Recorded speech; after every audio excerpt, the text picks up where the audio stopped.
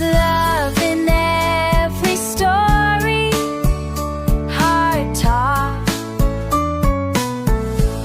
Explain mo nga, Rochelle, kasi parental, nanay, motherly, bakit ba tayo nagiging ganyan sa mga anak natin? Ganon na overprotective? Yeah. Yeah, Huwag kasi mo na sabihin over, baka sa atin, hindi naman over eh. Normal lang, sa akin normal yun Oo, sige, Pero baka go. for the kids nowadays, baka sa kanila overprotective yun kasi baka lang some of their friends don't experience the same as what they're Oo, tama. experiencing. So, syempre iba-iba naman ang kinalakihan din natin. Like me, as you know, my mom was also overprotective. Oo. And at that time when I was younger, I felt bad. I felt like, how come my friends are allowed? How come hindi naman katulad ng mom ko na lahat iniisa-isa, yung parang hindi ako pwede mag-overnight, hindi pwede lahat. So, at that Lalo time, babae ka.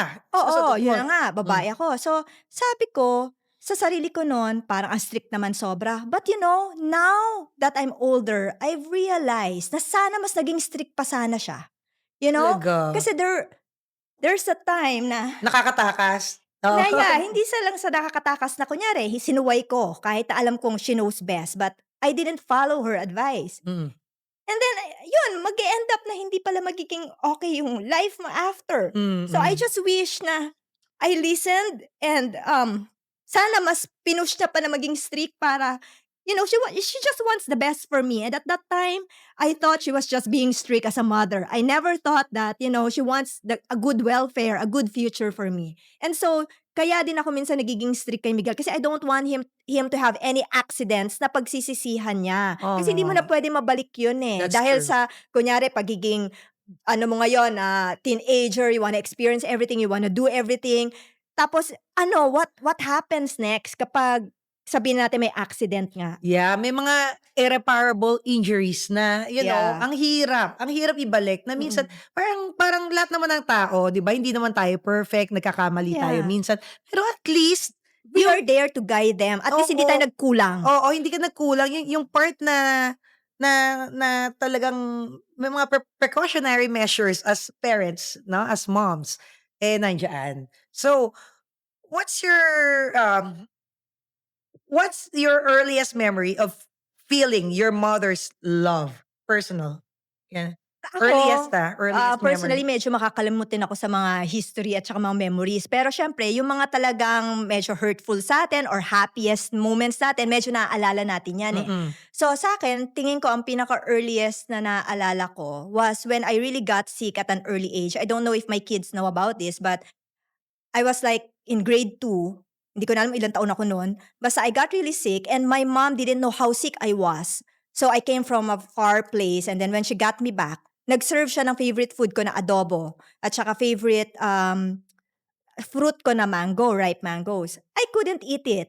As a kid, favorite ko yun Kakain ako ng maraming kanin at saka nung mangga. Since I couldn't eat it, medyo na-bother siya. Why? Dinala niya na ako kagad sa hospital, kaya na-hospitalize ako noon. So, that was the time na she saw me weak and then she served me my favorite food. Siyempre, simple as that. It's Yeah, a love. pero nagrehistro. Yeah, nagrehistro sa akin na if she didn't do that, kung hindi niya ako love at hindi niya ako sinerve ng food, hindi niya malalaman how sick I was, mamamatay na sana ako noon.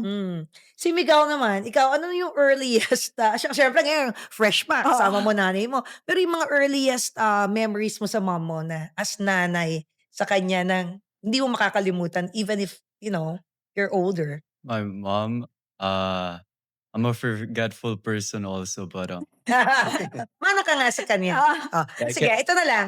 Ano na lang yung palagi mong siguro i-cherish mo as mom and son kayong dalawa?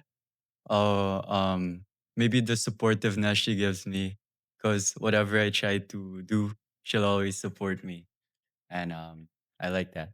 Oh, I'll give an example. okay. He loves to play the piano. And piano is not cheap. Mm. So, syempre nung una, binilang ko muna na mumurahing keyboard, no? When I saw his talent, syempre in-upgrade ko. Binili ko ng mas unting mahal. Tapos nakita ko mas magaling pa. Sabi ng teacher niya, hindi na raw pwede yung ganong klase keyboard. Kailangan ko raw bilan ng tunay na piano.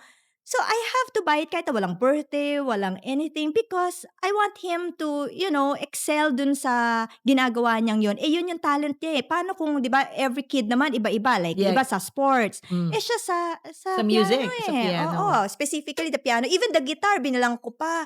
Talagang Pumila pa kami sa Mega Mall kasi sale dahil syempre mamahalin Oo. din sila. So, that's the support I give kahit na wala yan sa budget natin. Oo. Pero gawin mo na rin kasi kesa paantayin mo pa, baka sa susunod di niya hilig. Oh, that's true. Diba? You do everything kahit na wala yan sa computation ng babayaran mo for the month. You just give it because you want to give the support because you love them. Love in